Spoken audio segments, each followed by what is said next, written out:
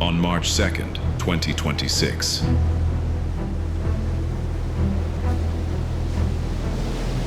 The USS Abraham Lincoln conducted flight operations under Operation Epic Fury.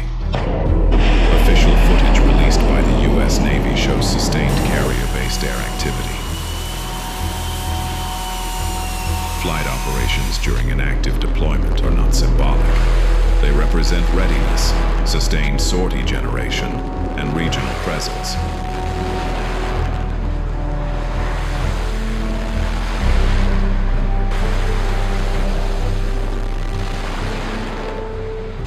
Carrier-based aviation provides mobility, flexibility, and immediate response capability without reliance on foreign bases.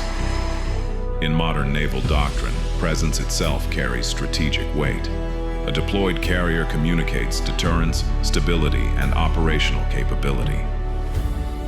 Operation Epic Fury highlights how carrier strike groups remain central to U.S. naval strategy, not as instruments of immediate conflict, but as tools of sustained global presence.